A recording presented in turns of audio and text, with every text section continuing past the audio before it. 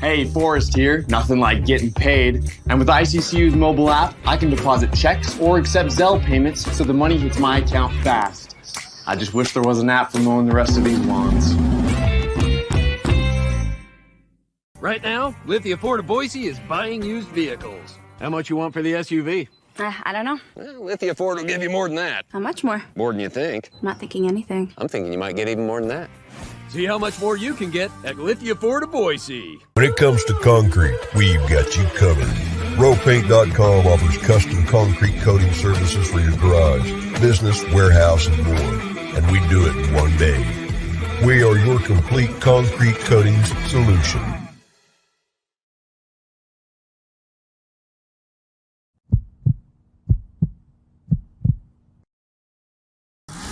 This is Bronco Nation News Live.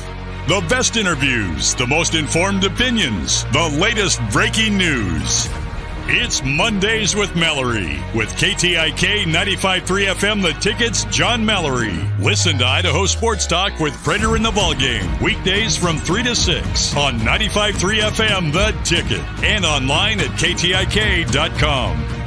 Today's broadcast is coming from the Cutwater Spirits Canned Cocktail Studios. Check out one of their more than 30 flavors of pre-mixed premium cocktails at your local gas station or grocery store. Now, here's Johnny Ballgame and BJ Rains with another edition of Bronco Nation News Live. Hey, how we doing? How we doing, Boise State fans? A Monday edition of Bronco Nation News Live. He is Johnny Ballgame, host of Prater in the Ballgame, weekdays 3 to 6, KTIK 95.3 The Ticket. My name is BJ Rains with Bronco Nation News.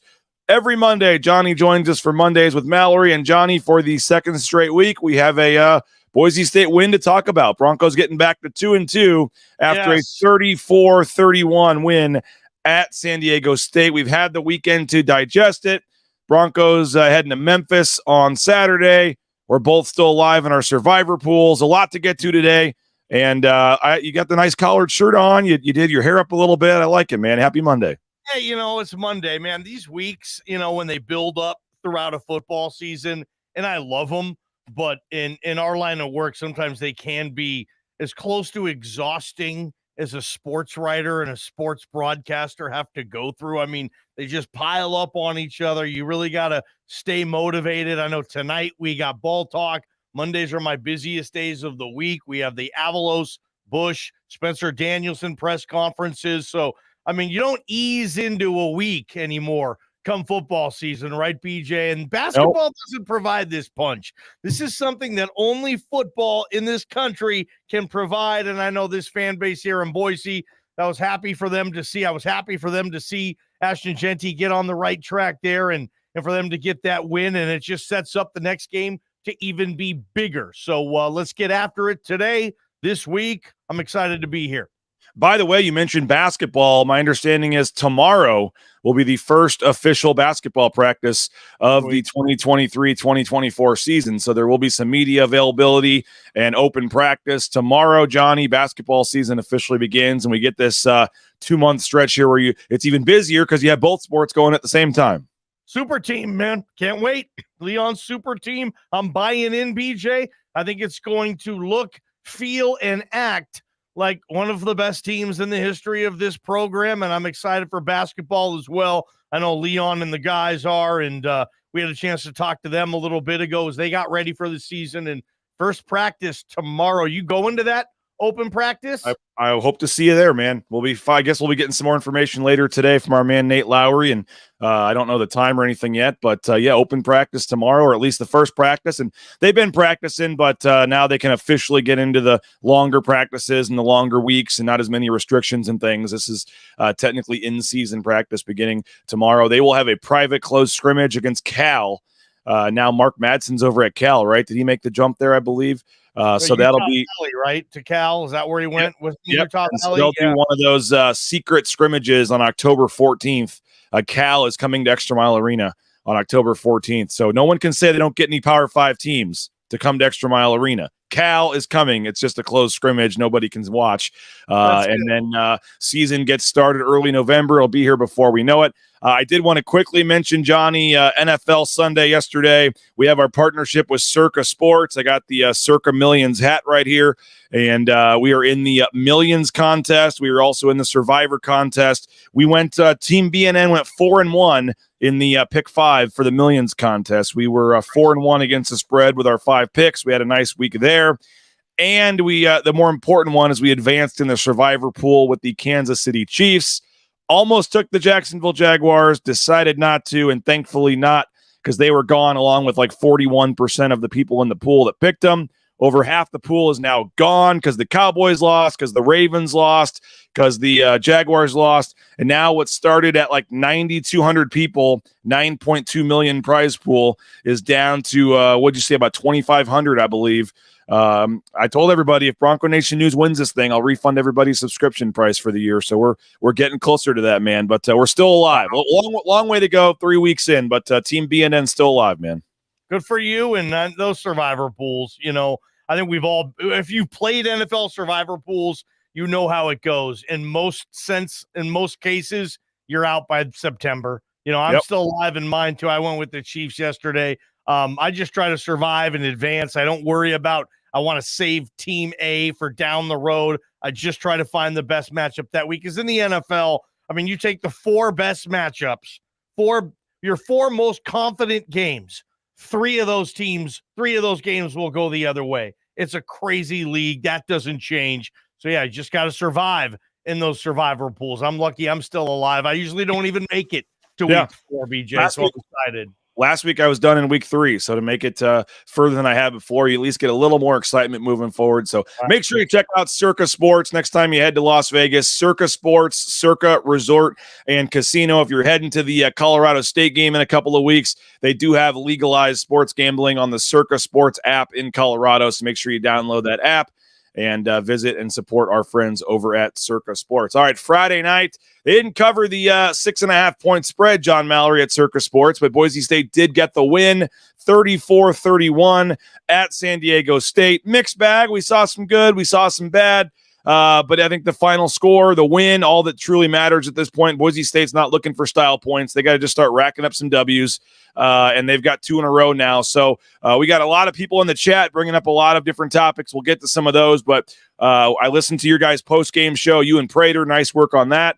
But overall, what were your kind of takeaways from the game against San Diego State the other night? It just got us to start, I think, and I think in the middle, and then I think at the end with Ashton Jeanty. What a game. They're going to be talking about that for a long time in Bronco Nation. It wasn't his breakout game. That would have been last year, I think, in the bowl game. But, he's taken what we saw in the bowl game, added a couple wrinkles there, and applied it to this season. And what we're seeing, I think, is the best overall player in the Mountain West, the most potent overall weapon in the Mountain West. And if he stays healthy, and I think Bush is doing an excellent job scheming him. He's getting him open screens. He's finding good running plays. Like, I thought he's done a terrific job in a Jeanty sense there too, BJ.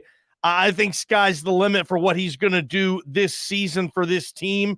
And are they in a conference race? Sure. There's a lot that still needs to play out in the league. And this week, Boise State kind of puts that on pause and goes back to the non-con for 1 game. I always thought that's kind of weird when you have that conference game wrinkled in the middle there in September. You got to switch your focus back and forth a little bit. I think it's a lot easier knowing you have, hey, we got 7 conference games in a row. They don't have that this week, so they got to focus on a team that they don't know very well. But back to San Diego State, there's no style points really that come with beating San Diego State, right? They're not a stylistically gifted program. Usually they bring their opponents down to their level of football fashion, which isn't very high, right? You just want to go in there, beat them up, get the win, and Boise State did that. Obviously, there's a lot of holes. There's a lot of things that need to be fixed, and if they aren't, I don't think this is a conference championship level team with what I've seen from some of the other teams in this league, BJ. But yeah. I thought you checked the boxes that you needed to check. First and foremost, just the W box, right? Just go in there and get a win, get the 500, and get this season back a little. And I think they did that. And obviously on the back of Ashton Jeanty. Yeah, I told you I was listening to the post-game show. Folks can go listen to that on delay. If they missed it live, the link is still active. I know Prater tweeted it out. You guys have it on your social media channels. It's online. Mike Prater, he brought up the word Heisman Trophy and Ashton Jeanty at some point. He mentioned that he had a Heisman vote, and he brought up Ashton Jeanty's name. Were you paying attention to that point? Yeah, he said he's on the Prater watch list. He didn't say he was a contender or he was the leading contender. Prater just said, hey, I have a Heisman vote, and what Ashton Jeanty did tonight was Heisman type of worthy. Those are the type of games that Heisman Trophy winners have. Let's just keep it there, though. Don't throw that in Prater's. Don't speak for Prater on that he thinks Ashton Jeanty is going to win the Heisman. I never said that. I said he brought up the word Heisman Trophy and Ashton Jeanty, which he did. So I thought that was very got a long ways to go for that to obviously become even a reality. Oh, what happened to my camera there? You can still hear me. You got a little thing in the middle there. I don't know what's going on with that. We'll bring that back here. It was one of the better performances a Boise State running back has ever had. And it's unbelievable, man. And the nation knows they've had so many backs with so many of those big games. Throw Ashton Jeanty into the club. And what was your favorite run too? Because you got the one where he was about to lose 6 yards, and there's guy grabbing him by the face mask basically, which wasn't called, and then he sheds that guy. Not only gets back to the line of scrimmage somehow, but gets 5 more yards to get the first down. Some of when he got out in space and just got. He's just the total package, man. And I will admit, I was on. I didn't think that Jeanty was a bad player by any means, but I guess you could say, on Team Helani going into the season. Thought Helani had earned the right to still be considered the number 1 back. Thought that he, would still get the slight edge in the action. Obviously, he didn't stay healthy, which has had a large reason behind that. But I think it's obvious in the last couple of games, and in particular what you saw on Friday, that this kid is something special. He needs to get the ball as much as possible. You'd love to see Helani come back at some point, still have some sort of role, but the star of this team is Ashton Jeanty, and with all due respect, and there were some people that didn't like Jordan K's phrasing, the big James Ferguson Reynolds fans. He's obviously had a heck of a year too, but I think that Ashton Jeanty has moved ahead of James Ferguson Reynolds in the MVP list on the team to this point. But he's having a heck of a year. Every time he gets the ball, you're look on the edge of your seat, wondering what he's going to do with it now. He has a chance to take it to the house literally on every play. It's going to be fun to watch him, man. You mentioned Bush scheming him up. You just kind of hope they keep him healthy. I just don't know if 27 touches is sustainable, man. I really don't. I think the dude takes so many hits. He refuses to go down. I can't imagine on the flight back or on a Sunday what it's like for that dude with ice bags all over his body and in the cold tub and everything else. He just takes a beating every game. And so you just hope that he can stay healthy, man, because obviously he's a special player, but the beatings that he takes, you just got to keep him healthy. I don't know if 27 touches, they need a Breezy Dubar, and what they really need is this passing game to get going. Let's be honest. It worked against, San Diego State to just run the ball. And there was a comment here in the chat. I'll have to find it, but only 4 passes of the 22 were downfield passing, only 12 of 22 passing for the game for Taylon Green. Taylon Green didn't have a bad game, but, again, only passed for 150 yards or whatever it was. And I think long-term, Johnny, over the course of the season, if you want to win a Mountain West championship, you're going to have to be a little more balanced. You're going to have a little more production in the passing attack to strike a little bit of fear in some of these opposing teams, so they're not just keying in and loading the box on Jeanty in the running game. And you have to, right? Part of this whole deal is Taylon Green continuing to improve as a passer each week. And by the end of the season, or at least before, when is it? When you go to Fresno on November 4th, it's got to be close to a completed conference project at that point, right? You're not going to be able to win the league doing this right now in terms of the passing game. I'm with you. I expect it to get better. I expect to see different receivers out there than what we've seen the first 4 games. I think they're going to shuffle that up a while. I think you kind of have to now. And I think we all know what I'm talking about now, the writing on the wall with the receivers. But let's get back to Taylon for just a brief second. he has to get better. And I think he will get better. And part of that is maybe Bush finding out, what schemes, what plays, and when to call them. He needs to figure out too, Bush, and I think he will, continuing this screen game with Ashton Jeanty. I know, Bronco Nation's like, hey, they're not throwing the ball down the field enough. Well, they're one of the best teams I've seen in America at the screen game right now. That's really good for them. They've been kicking ass in the screen game, and they've been giving a lot of different looks because obviously defensive coordinators on the opposite side are saying, hey, Ashton Jeanty, guard him with your life. Just because they don't hand the ball off to him doesn't mean he's not getting the ball, right? They're going to find other different ways to put the ball in that kid's hand, and that's what Bush is doing. So Talon coming along, yes, it's not a completed project yet, but he has to, and I think he will. I think people will look back at September, at the end of October and into November and say, wow, Talon Green was really struggling passing the football, and he has got better. I don't think he's ever going to be this season, one of the elite throwers of the football in the league. Hopefully he can get better. I think he will, and obviously the running will come into it too. Talon Green just needs to get some stuff out of his head and be comfortable. But until then, you just rely on Ashton Jeanty. And you were saying too, like, is 27 carries sustainable?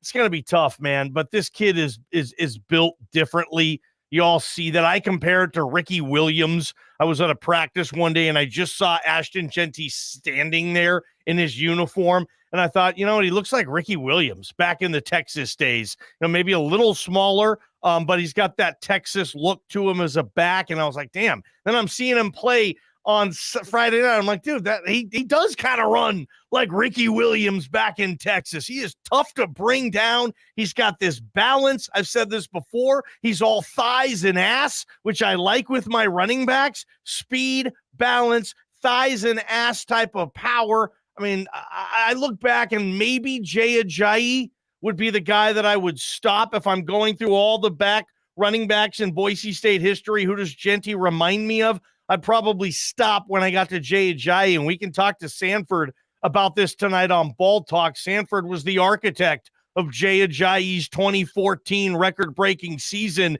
and Sanford got a lot of shade thrown in his direction. You're using too much Ajayi. Remember, Sanford told us that story where an NFL scout came up to him and said, "Dude, leave some tread on the tires for that kid when he gets to the NFL." They were even joking about him. So. If Jay can handle it, I think Ashton probably can too, but we'll talk to smarter guys on that subject than you and me a little later tonight, BJ. But all in all, heck yeah, man, this guy is a workhorse with a capital W. I don't even know if that's one or two words, but Ashton Jeanty's the real deal. Let's talk about the defense here in just a second. But first, want to thank BVA, Ball Ventures, Allquist. We'll be out there next week doing a live broadcast at Topgolf. So more information to come on that. But it's going to be next Thursday, 9 a.m. Topgolf, BVA. Join us. Looking forward to that. Idaho's developer. If you need a space, check out our friends over at BVA. Lithia Ford of Boise, check them out as well. The fall kickoff sale going on. There's Paige Barrs driving her Bronco Sport. You got Talon Green. You got Riley Smith driving their F-150s from Lithia Ford of Boise. Check them out, lithiafordboise.com. View their full inventory of vehicles. Make sure you check out the new all-electric F-150 Lightnings. If you need some new Boise State gear, how about the Blue and Orange Store? The blueandorangestore.com. Free shipping. Any order over $40, or just go into the Boise Town Square Mall there, the second floor next to Pro Image. All the latest hats, jerseys, sweatshirts, you name it, they got it at the Blue and Orange Store, the blueandorangestore.com. And our friends over at Taco Bell, TacoBellWorks.com, want to remind you they've committed over $155,000 each by 2026, I believe it is, for the men's basketball team and the women's basketball team at Boise State for student-athlete scholarships. So the local Taco Bell community is literally paying for the scholarships for your favorite men's and women's basketball players. Check them out, TacoBellWorks.com, to get more information. SON Management, the Nicolason family, we appreciate them. And we'll be live at the Taco Bell on Broadway for the pregame show for the San Jose State game, passing out free tacos and stuff. So make sure you come hang out with us over at our friends at Taco Bell. And again, more information, TacoBellWorks.com. All right, Johnny, I do want to touch on the defense. there's more there for the Taylon Green discussion. Also, we got all week to get into that. He didn't. I'd like to see Taylon run a little more. I know we're all going to say that, but something did just seem off. By the way, I tweeted it. It just seems like Taylon Green has the yips a little bit. I don't know if that makes any sense. It's hard to really describe what I'm seeing with Taylon Green, but like the throws just seem a little off. He doesn't necessarily run at the right time. Sometimes I don't know. Something just doesn't. It's just not clicking. It just doesn't look smooth with Taylon Green. Am I off on that? Ask Bush today. That's what I would say. I don't know. I mean, what Bush has been as honest with the media as I think he can be. I like Bush. I think I like his press conferences. I would ask Bush that question. I would be curious to hear what he would have to say as far as the yips. I don't know.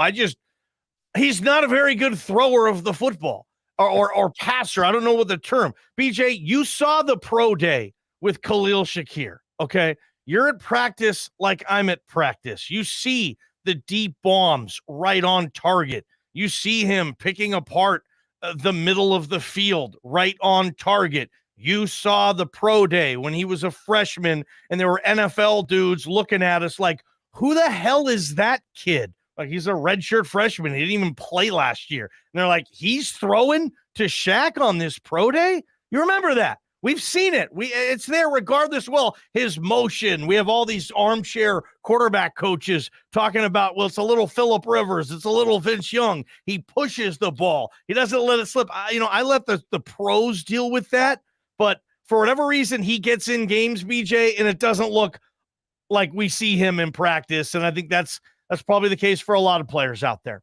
Yep, no doubt. So we'll continue the Taylon Green discussion all week. A lot of people saying it's Keaton says great way to describe it, actually. Yeah, I will talk to Bush about that because I don't necessarily think he's having a terrible season or a bad season. I just something just seems a little off with Taylon Green right now. And so maybe it's, I don't know, but that's something to watch moving forward. I don't think we've had that Taylon Green breakout huge game, and maybe that's coming Saturday, which would be a huge for Boise State if that were the case. But defensively, Johnny, San Diego State came into the game statistically with one of the worst offenses in the country. I get it. They played 2 Pac-12 teams, so that kind of skews the numbers a little bit. The 2 weeks before they played Boise State, they had just played UCLA and Oregon State. So I get it. But the offensive numbers, they were outside the top 110 in scoring, outside the top 110 in yards, and they put up 31 points, and they go past 400 yards. San Diego State actually outgained Boise State in this game. And so the final numbers, I believe, were 439 yards of offense for San Diego State. I think it was at least 3 times that Boise State scored. At least 3 times when Boise State scored, San Diego State came right down the field and got points on the very next drive, too. What do you make of Boise State's defense right now? They got the win. They got a couple huge turnovers in the end. The one right there at the goal line on the opening possession. I mean, they're getting some turnovers now, but overall, they're just giving up a ton of chunk plays, a ton of yards. The guy that was safety turned quarterback. I mean, they were 13 of 13. There was not an incomplete pass by San Diego State till the third quarter. There was like 9 minutes left in the third quarter when they finally had an incomplete pass. I mean, they were just kind of doing what they wanted to. Not an awesome sign if you're a Boise State fan to see the defense struggle against San Diego State. I mean, does the defense suck? I mean, can I use the S word on that? I mean, I feel like that's a little harsh, but they made a converted safety look like he never played safety in his life. That guy was just a pure quarterback. And I know, that was the idea from that kid. He went to Mississippi State to play for Mike Leach, right? And now he's quarterbacking at San Diego State. Rest in peace, Mike Leach. But there's not a deeper, darker contrast in offensive systems than Leach, air raid, and whatever the hell is it? Ryan Lindley, I believe. Ryan Lindley is running there in San Diego. They made him look good. They make a lot of guys look good. Andy Avalos said to you guys probably, he said it on his post-game show, they're just not a good tackling football team right now. And you know how it goes. Nobody ever tackles in practice anymore, ever. And this is tackle football. I remember when that used to be the term. Hey, are you signing up for tackle football this year? Yeah, I hope so. Yeah, tackle football. Like, they've done everything they can to try to eliminate the tackling element. Like, what's next? Are they going to just start blowing the whistle when a guy grabs a guy and like stops momentum? I'm scared in football in 10 years is going to look like that. They're not going to have a lot of pure tackles. I hope that's not the case, but Boise State doesn't tackle well. And I think that's the number one issue with every bad defense in college football right now. They don't tackle well. Now, the teams that do tackle well, are they tackling a bunch in practice? No, I don't think so. But whatever their coaching staff is doing in practice in forms of teaching tackling, BJ, it's converting to the game. And whatever Boise State staff, bless their heart, is trying to do and teach in terms of tackling in practice, it's not translating into the games. They missed. I went back and watched. I went back and watched that game late Friday. I watched it again late Saturday. So I've watched it a couple of times, and it just gets worse. And I will say San Diego State tackling, that wasn't a whole hell of a lot better. There's a ton of plays. I guarantee you San Diego State staff is looking at their clip and saying, you gave Ashton Jeanty all those damn yards, but I would say he's really hard to bring down and tackle. But yeah, it starts with tackling, BJ, but then again, 3rd and long. My gosh, with this defense, it feels like a 3rd and 9. It might as well be a 3rd and 3 because they're picking up 3rd and 9s with the frequency of a 3rd and 2 and 3rd and 3. Any 3rd down, I don't care the distance, has been a tough situation for this defense. So they got to get off the field on 3rd down, and they have to tackle better. There's a lot of issues with this defense. We'll see what Memphis does on Saturday afternoon, BJ. But yeah, the defense has a lot of work to do. There was one drive where they picked up like back-to-back 3rd and 10s on the same drive. I mean, it was, you're right. That's a good, it's 3rd and 9, but it feels like 3rd and 3. That's a good way to put it because it really, yeah. There's a couple comments saying it looks like they're playing 2-hand touch out there. There were some other things. We'll get to a couple of the comments. We'll wrap up the show, but a quick word from some of our great sponsors. All Bronco Nation news broadcasts come from the Cutwater Spirits Canned Cocktail Studios. Check out one of their more than 30 flavors of premix premium cocktails at your local gas station or grocery store. Cutwater Spirits, perfect for your next game day tailgate party. Our title sponsor is rowpaint.com. For all your commercial, industrial, residential painting needs, check out rowpaint.com. Don't forget about their concrete coatings. Transform that ugly concrete slab on your back patio in your garage in just one day. Contact rowpaint.com for a free estimate today. The official paint and coatings company of Boise State Athletics, and our title sponsor at Bronco Nation News is rowpaint.com. Idaho Central Credit Union's been helping members achieve financial success for more than 80 years. There's an ICCU branch on almost every corner, but the closest is in your pocket with free eBranch mobile and online banking. See why more than 500,000 members love ICCU and join 1 in 4 Idahoans by making the switch today at ICCU.com. Since 1984, Ridley's Family Markets has prided itself on being a hometown food and drug store that employed value members of the local community. Ridley's Family Markets has 13 locations in the state of Idaho and many more in the surrounding states. Download the new Ridley's app to your smartphone, get savings up to 40% off at the checkout line, and find a location near you at shopridleys.com. Former Bronco Matt Bauscher is once again the number 1 ranked realtor in the Treasure Valley. No home is too big or too small for Matt and his team. Let them fulfill all your real estate needs at BauscherRealEstate.com. All right, final couple of minutes here, Johnny. Nate has seen improvement from game to game, just hoping the bounces go their way until they get it right. So he thinks the defense is improving. Still not where they need it to be, though. AP says Andy's going to lose 5-6 games this year. Coaching is the biggest problem. Let's see here. 3rd down conversions were very frustrating. Vlad says tackling is about heart, not practice. I don't know. I would disagree with that, Vlad, respectfully. I know there is an element of toughness and grit and fight that goes into tackling, but there is also scheme and technique that is taught into tackling, breaking down, putting yourself in the right position, eye control, keeping your head up. These are things I hear the coaches say all the time at practice. It's probably a mixture of both, but I don't want to say that there's just no heart, no fight, no effort. Maybe there is, and they're just not being taught the right way. And Andy's going to talk about that today, I can promise you. Final comment here because we got to get out of here, Johnny. Fresno doesn't play Air Force this year. They both could go 12-0 looking at their schedules. Think you're looking at the top two teams. I will say for Boise State, I do think this obviously you got to win a lot of the other games, but I think the season comes down to two games, the Fresno game and the Air Force game. Those are two games, as you see on the comment on the screen here. Both those teams are going to be decent-sized favorites the rest of the way in their conference games. One conference loss could be the difference, man. I mean, if you go 1-1 and split a tiebreaker with somebody and lose it, you could be out. I mean, this could be a very tough scenario for Boise State, man, to get in that conference championship game. They don't have much more. It'll be fun though. Yeah, it will. They just don't have much margin for error this year. But as you said, back in non-conference play, the Memphis Tigers, that is a 2:00 Mountain Time start. I know KBOI, the official pregame, all that gets going at 9 a.m. on Saturday, so you guys will have it covered there all day long on Saturday, getting ready for, I believe, 2:00 Mountain Time kickoff. We'll have you covered all week at Bronco Nation News, and I know you guys got plenty with Prater today, 3 to 6, right?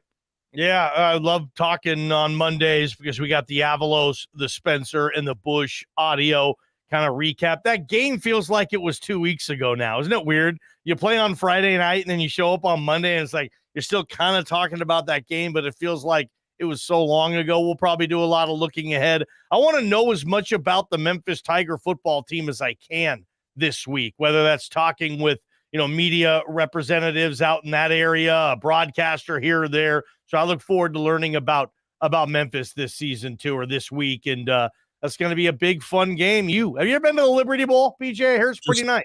I just went for the KU bowl game there. KU Arkansas, triple overtime. So just was there about 6 months ago thinking about that I'd be back, or 8 months, I guess it was. But yeah, it's an older stadium. They're trying to do some renovations to it, but it's a unique stadium. It's pretty cool, and we'll see what it's like on Saturday. Heading down on Friday. What's the famous street down there? Beale Street. And Memphis barbecue, I heard, is just twice as good as Kansas City barbecue. It's I'm looking forward to that part of it as well. So all week we'll have you covered here at Bronco Nation News. Jay Tuss will join me tomorrow. Johnny, as he said, ball talk coming up tonight, 8:00. Mike Sanford, John Mallory breaking down the action, looking ahead. I know Sanford was texting us in the group chat. He's got a lot to say about this game tonight. So looking forward to that at 8:00. But first, listen 3 to 6. And Johnny Prater, the whole crew there at Idaho Sports Talk will get you set. And then we'll talk to you at 8:00 tonight here on Bronco Nation News. So have a great rest of your day. We'll be streaming the press conference with Andy live at noon. And then again, 3:00, you can listen to Johnny and Prater. So have a great day. Talk to you later. Bronco Nation News Live, BroncoNationNews.com.